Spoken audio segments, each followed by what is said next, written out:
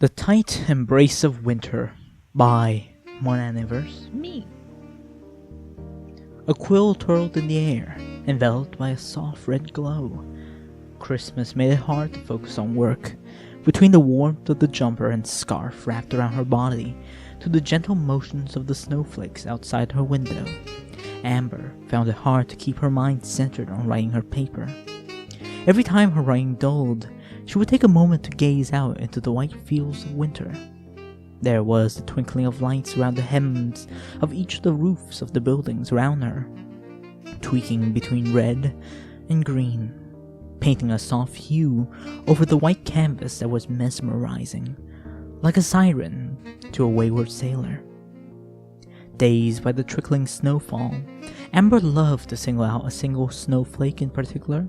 The choice was always made at random, hinted to through subtle cues of the shape and grace of whatever hooked her, and follow its descent from the sky to blend in with the sea of others on the once green university ground. Under the light of a lamppost, Amber saw Sunny, her roommate and best friend. She wasn't alone. Her lips grazed those of her boyfriend under the trembling mistletoe.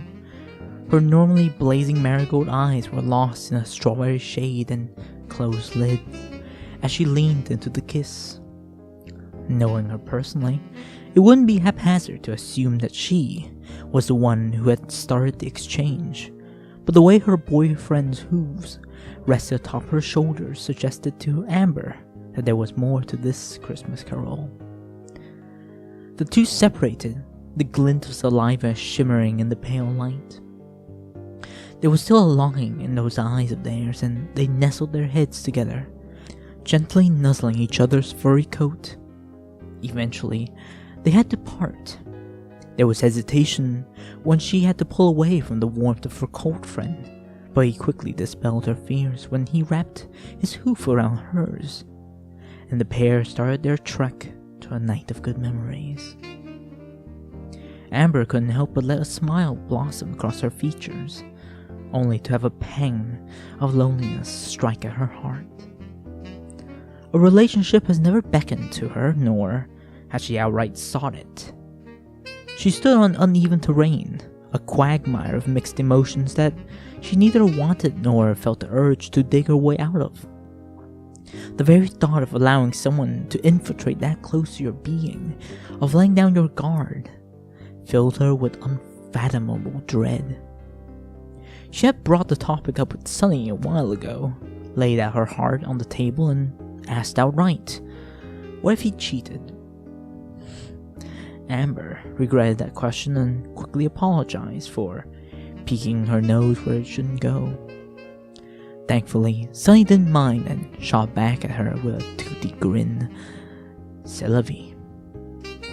Regardless, it was impossible to deny the carnality of it all, for she was a mare at the end of the day, and all mares had needs to attend to. She longed for the caresses of a stallion or the tiny pecks he could plant on her body, like a hummingbird darting between the fields of flower to catch honey. Perhaps he wasn't the right word choice here, for the number of dreams that focused on mares numbered those that focused on stallions. There were subtleties to both genders that only accentuated their form and their sex. For stallions, they had their intoxicating musk that addled her mind and left her legs shaking. And for mares, their perfect figure loomed in her mind, the sensuality of it, its supple curves, and how every movement they made only highlighted their form. Amber's marehood burned. The thoughts made her cheeks hot, and her concentration weakened. The once translucent glow of red around the quill had dissipated, and the clunk of stem on mahogany sounded. Her eyes eased shut as her lips quivered. She let out a silent moan. Her breath steamed in from her snout, misting her reddening cheeks before fading away. A hoof tenderly moved south, barely grazing the flesh which felt aflame. Even the tiniest of touches sent a cacophony of fireworks to spiral in her mind. turning it all into a deep wanting need for more. She stopped just shy of touching her flower. The hesitation caused her mind to scream at her, but she resisted the temptation. Instead, her hoof hooked onto the latch of her cabinet and pulled. It was a mess inside, to put it lightly.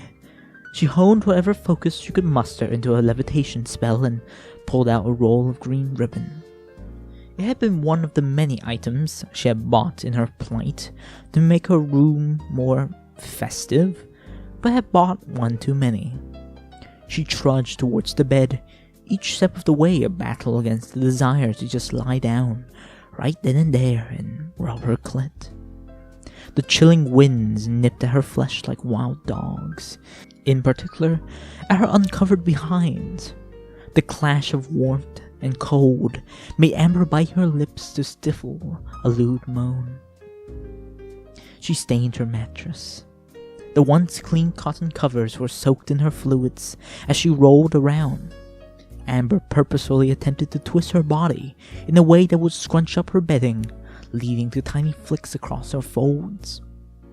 They weren't enough to sate her need, only an appetizer to the main course that simply teased her, but would gratify her burning desires until she could complete the next stage.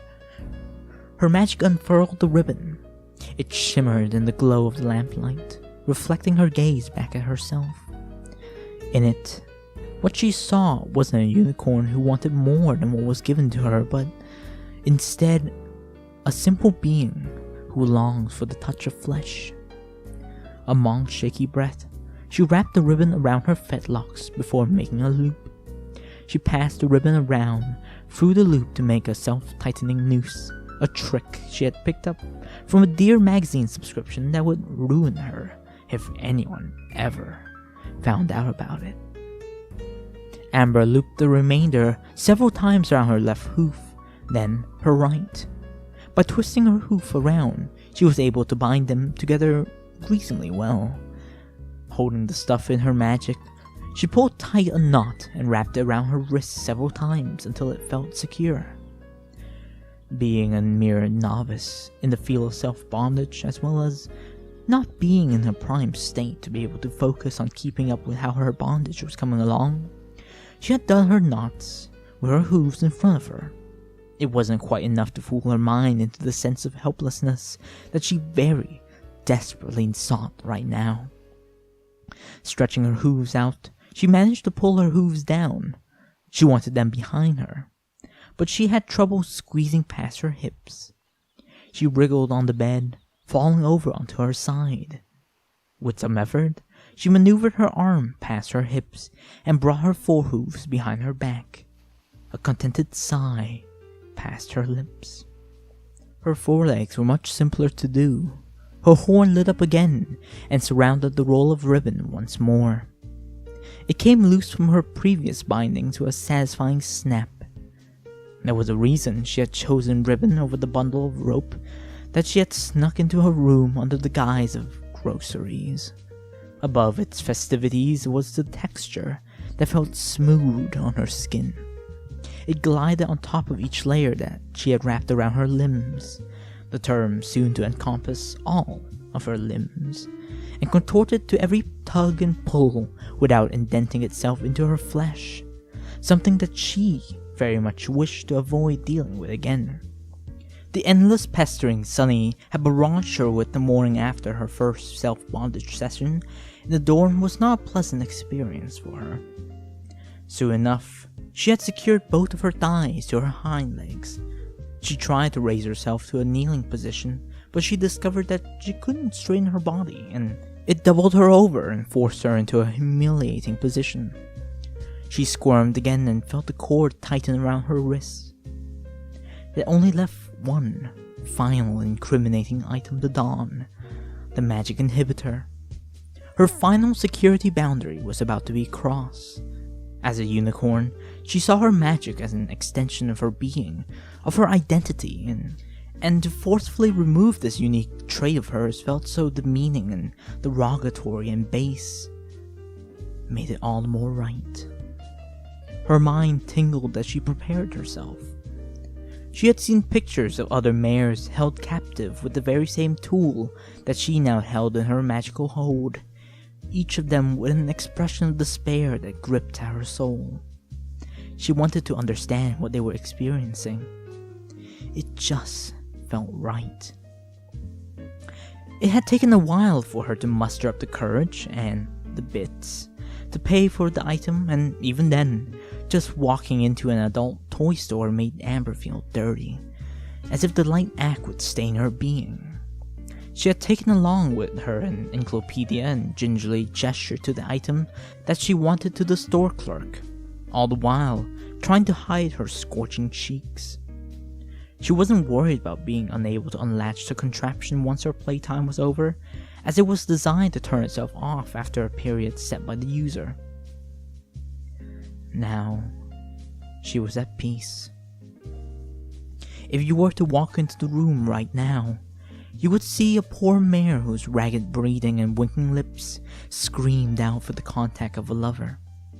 Her legs trembled in their bound state in tune with her thumping heartbeat, and if you were lucky enough to catch her attention, she would turn to you with a look of such lust, such craving for your consummation, such a hunger for anything to fill her canals that it would be impossible not to fulfill her wish. But in her mind, she was elsewhere. She imagined that she wasn't held captive to her whims, but instead to a kidnapper who would impale her with their cock. To be taken against her will, she had imagined him sneaking up behind her and smothering her pleas with a rough hoof. A moan escaped her lips. Now, she was a maid, clad from head to toe in a dark satin outfit, and fitted her form to the point where it acted more like a second skin, even coming with a pleated skirt that was too short to keep her modesty intact. She imagined that she was a maid in a big house, being punished by a rich gentleman for some transgression. The rich gentleman would leave her there in his salon, or his drawing room or whatever, naked and bound, to reflect upon her inability to polish the silver. Then he would return to find her as she was now, naked and doubled over, exposed for whatever punishment he so deemed worthy. She imagined that she was helpless and exposed, and that perhaps it wasn't the aristocratic gentleman, but his son. The son would be surprised to find a maid like this. Perhaps he would take advantage of her. She was only a maid after all. A moan, a scream, a plea for more. Amber shifted around fruitlessly. Her pussy felt hot and wet, and there was no way to touch the burning ring of fire without undoing all the knots and ruining the fantasy of helplessness. She felt the urgent need to rub against something. Her eyes shot around the room, tongue hanging limply, as her breath clouded her vision. She needed something, anything. Her pillow was on the floor nearby. Shuffling on her knees, she moved closer to it, hoping to straddle it and rub her tender folds against it. But she found that her ankles were bound together so tightly that she couldn't spread her knees apart effectively. She groaned in anguish as her plans for release was inhibited by her bonds. Yet, wasn't that why she loved bondage so much? The feeling of being in the moment, consumed by the primal notion of lasciviousness. Wasn't that why she found herself coming back time and time again? Yes, she whispered to herself. In a fit of clumsiness, Amber fell off of her bed and onto the soft carpet floor.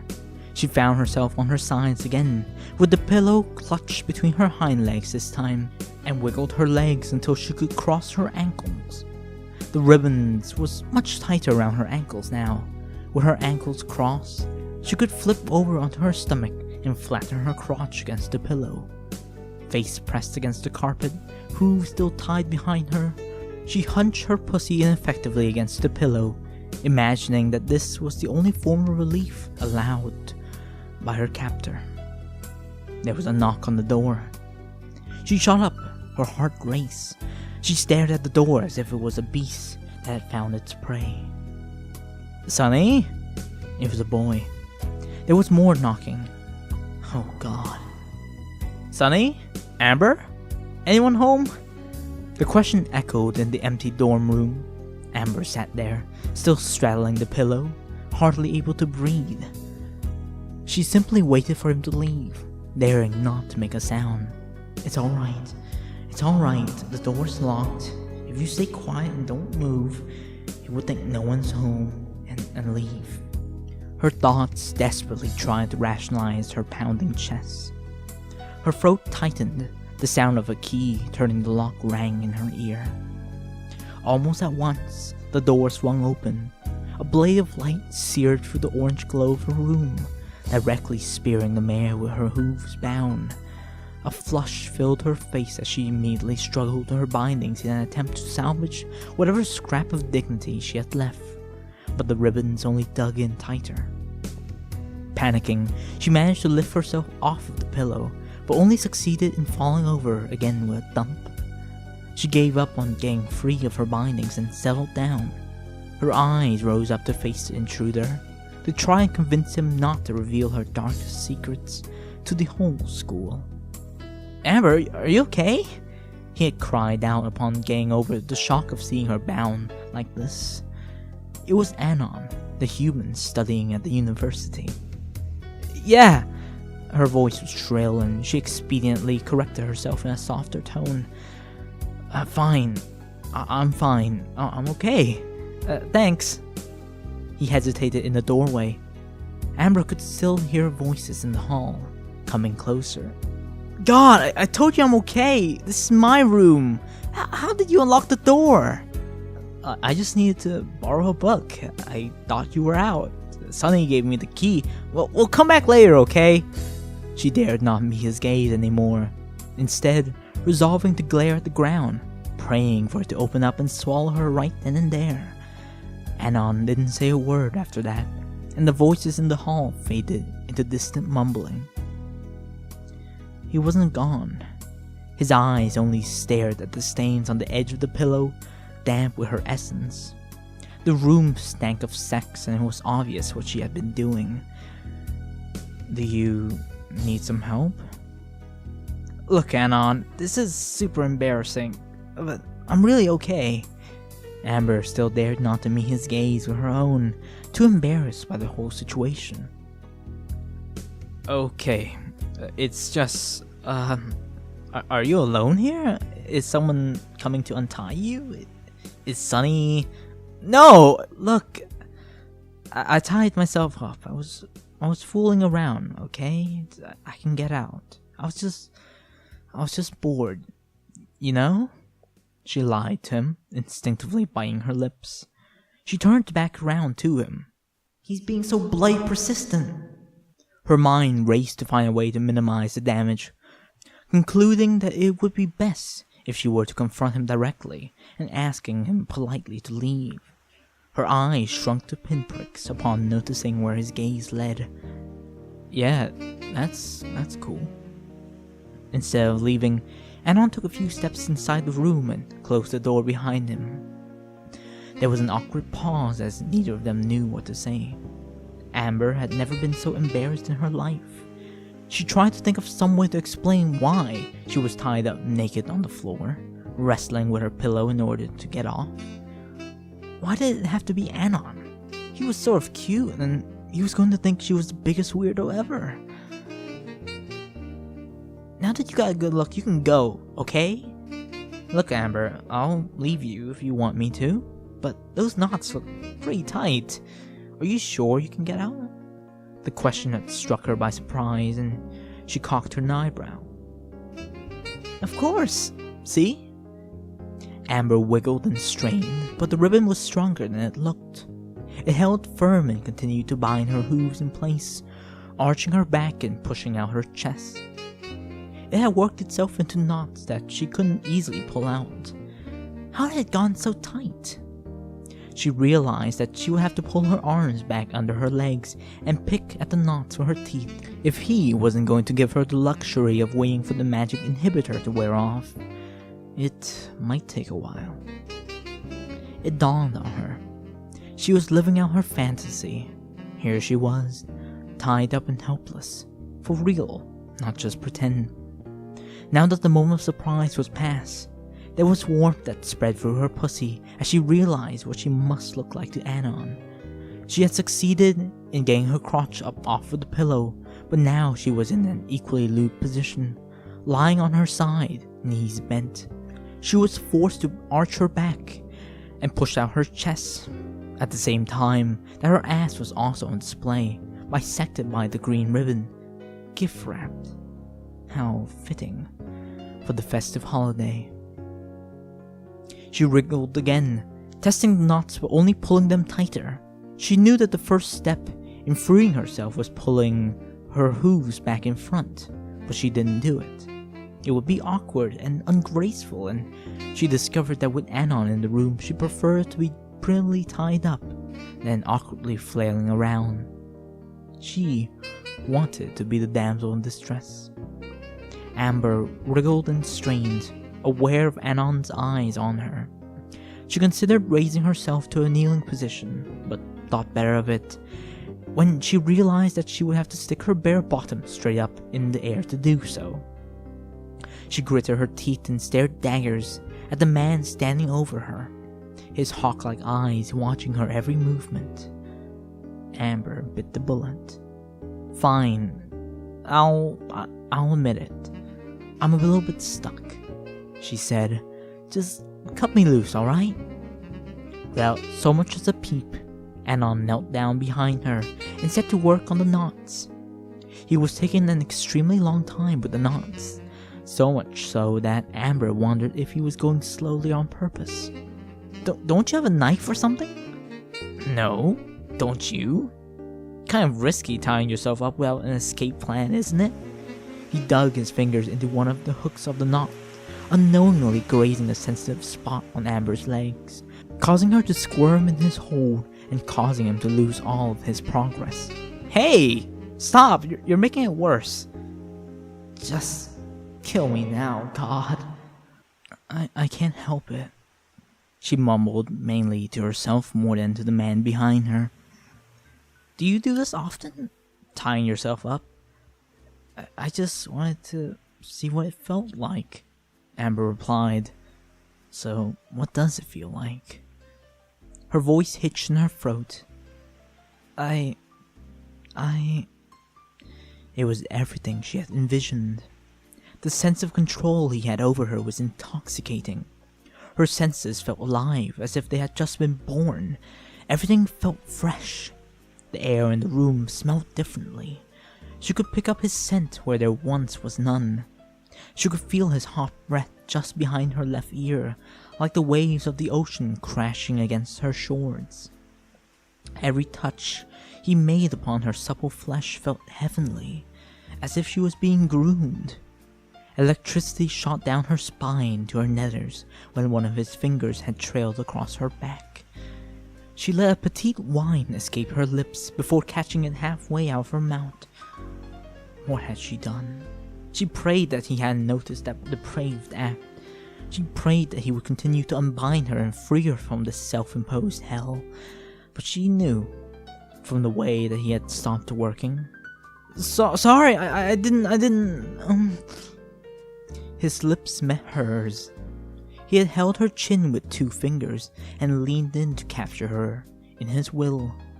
Amber was drunk. She couldn't think straight. Her whole existence now seemed centered on this man, this intruder in her life, who was claiming her as his own. She could feel the texture of his lips, his coarseness, a stark contrast to her smoothness. Their lips parted for a brief respite, a trail of saliva bridging the two before collapsing once he invaded her space. He snaked his tongue into her mouth, darting across the gap to siege hers. She felt him explore her in a way that only a foreigner could do, to find the nooks that she didn't know existed in her wall. She whined a delicate sound as she accepted his sovereignty. She was now the helpless maid, and he was the rich aristocrat. She was now the captive, and he was the kidnapper. She was the prey, and he was the predator. and she loved it. Instead, he rolled her onto her back so that her hooves were pinned under her butt. Amber squeezed her knees modestly together. His eyes roamed freely over her body. Amber said nothing. He gently pushed her hair out of her eyes. Tentatively, he touched her ribs. Despite herself, she relaxed her legs slightly, allowing her knees to part. It just felt right. Her body's cries edged her on. Anon ran a finger down the inside of her thigh, stopping short of her throbbing cunt. His touch on her leg was intense, like lightning streaking across the sky. His touch felt so fleeting, yet its essence clung to her mind even after he had departed. Her breath was sharp. She hated him for teasing her like this. She wanted him to take her. No one had ever touched her body like this before.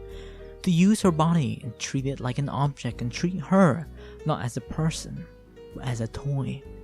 The amount of control he had over what emotions she felt when and where sent her mind reeling. Her modesty had long since been abandoned, and throaty cries now escaped her lips, some even whispering his name. Amber stared into his eyes, inviting him. He leaned down and kissed her.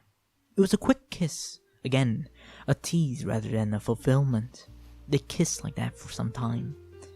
Amber lying on her back with her legs folded awkwardly and her hooves pinned beneath her.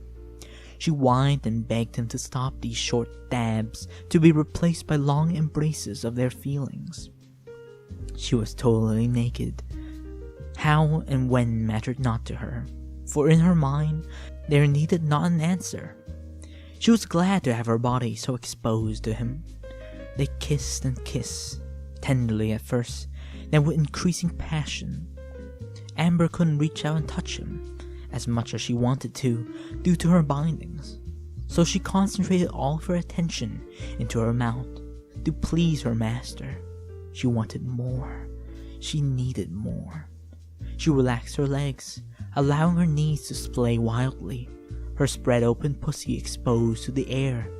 She mouthed to him her desires, her mind unable to conjure up the sentences needed to express her want to be filled.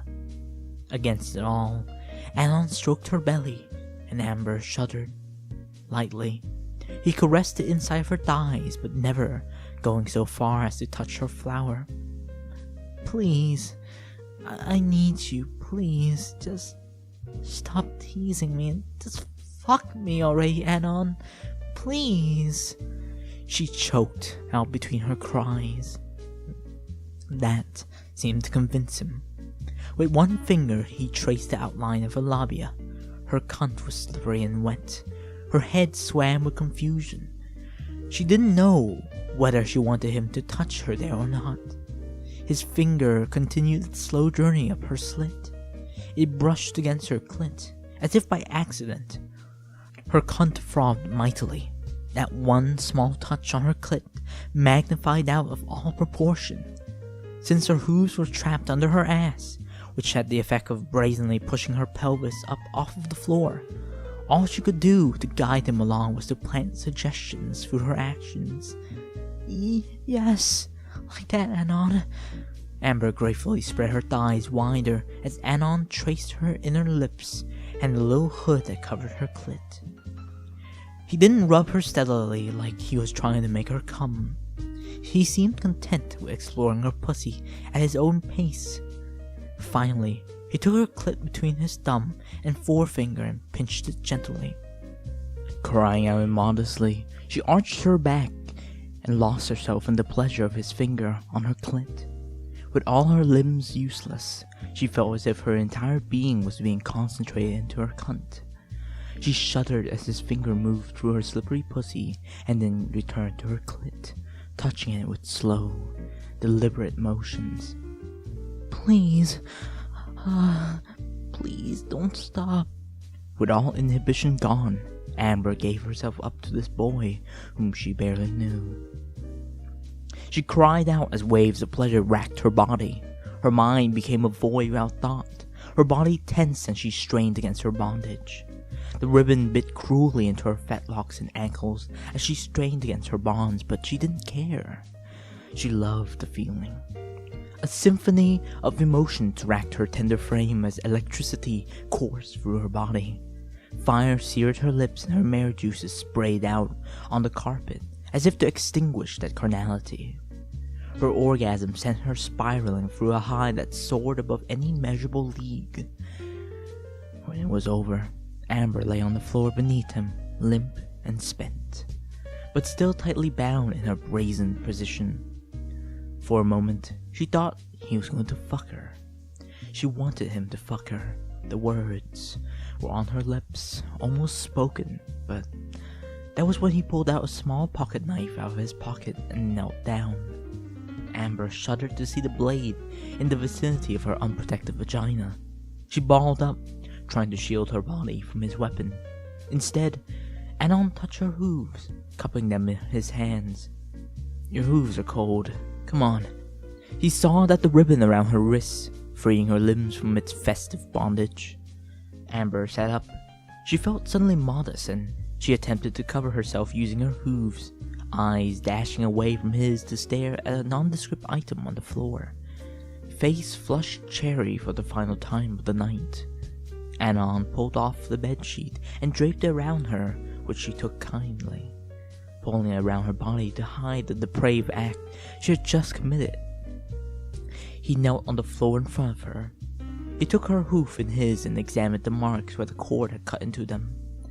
"You could have seriously hurt yourself. See here? You could have cut off your circulation."